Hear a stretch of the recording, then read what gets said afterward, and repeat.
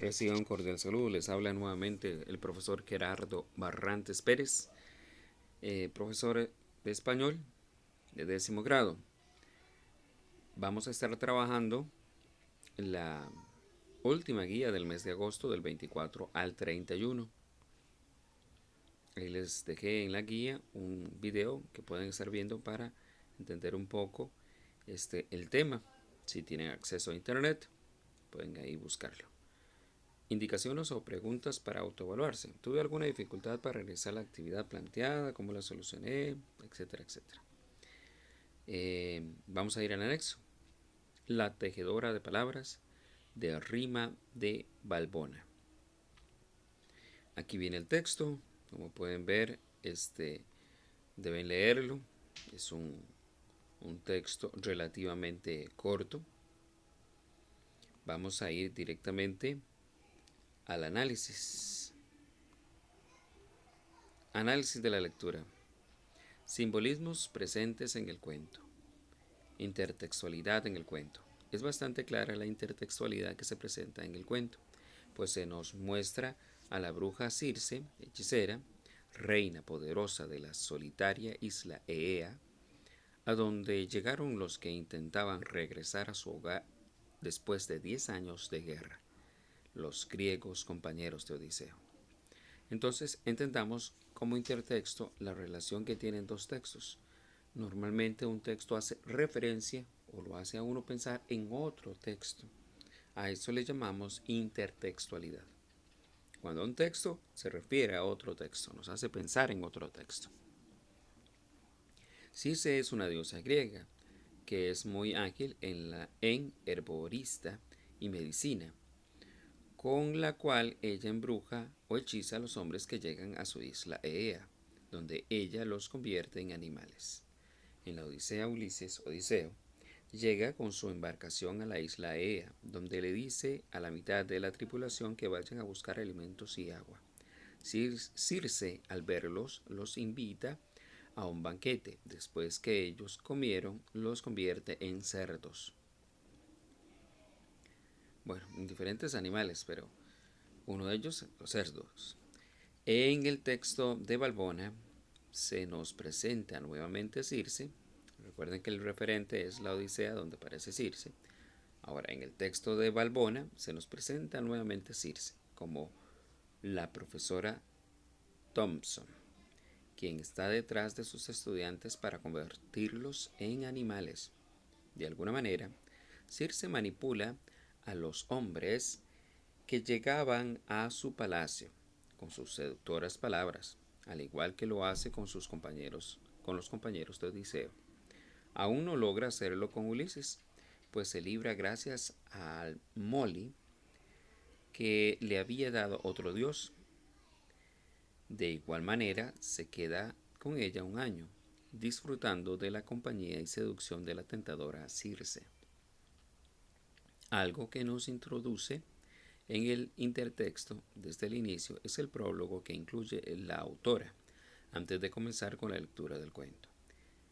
Dice, y hallaron en un valle, cito en un descampado, los palacios de Circe, elevados sobre piedras pulidas, y en sus alrededores vagaban lobos monteses y leones, pues Circe había los domesticado, administrándoles pérfidas mixturas. Página 5. Y al finalizar del cuento vuelve a hacer énfasis en el mito griego al escribir lo que sucedió con Circe y sus compañeros de viaje de Odiseo en el último párrafo del cuento. Ella seguía relatando cómo los compañeros de Ulises fueron convertidos en puercos por Circe, pues ahora ellos tenían cabezas, gruñidos y cerdas de puercos. Eran puercos en todo, menos en la inteligencia, que mantenían igual que antes. Entonces ahí fueron miserables, encerrados en la posilga. El simbolismo del gato. Se sabe que estos animales han sido ligados desde tiempos antiguos a la magia y a la superstición. Se les otorga poderes mágicos e incluso los antiguos egipcios elevaron al gato a la categoría divina, poniéndolo entre sus símbolos sagrados. Otras civilizaciones lo han asociado a las divinidades de Isis y Osiris, y hasta los egipcios los momificaban creyendo que podían renacer de nuevo en tiempos cercanos. Es interesante analizar cómo el cuento menciona justamente este animal, el cual tiene una inteligencia y sagacidad asombrosa, cuando menciona que Rodrigo los observa con una mirada de odio y rencor, o tal vez de lástima. Guía de lectura del cuento. Responde. Número 1. Escribo 3 características del género literario cuento. Recuerden que el cuento es breve, pocos personajes, se enfoca normalmente en un solo tema, presenta un solo nudo, presenta pocos personajes, etc. Escrito en prosa, cuenta una historia. 2. Instrucciones. Realizo un cuadro comparativo de la profesora Thompson. Anoto las características que ella tiene en ambas facetas, tanto la que ve Rodrigo como la que ven los demás. Entonces, de un lado vas a escribir cómo lo ve los demás, y del otro lado, de la derecha, la columna de la derecha, van a escribir cómo lo ve o cómo la ve Rodrigo. 3. A continuación encuentro una guía de lectura con base en el cuento La tejedora de palabras. A. ¿Cuál cree que sea el tipo de narrador presente? Recuerden que hay 3 tipos: omnisciente, testigo y protagonista, siendo el protagonista el que cuenta su propia historia, el testigo el que cuenta la historia de otro más, y el omnisciente el que cuenta como si fuera un Dios que conoce los sentimientos, emociones, pensamientos, el futuro y el pasado lejano de los personajes. Es decir, que lo conoce todo. Lee la mente y los sentimientos de los personajes. Ustedes verán, luego escribe en la parte inferior un ejemplo de este narrador. B. Espacios. En los espacios van a escribir el físico, el psicológico, el social, el religioso, el político, el ético, siendo el ético el que tiene que ver con los valores o antivalores, el político el que tiene que ver con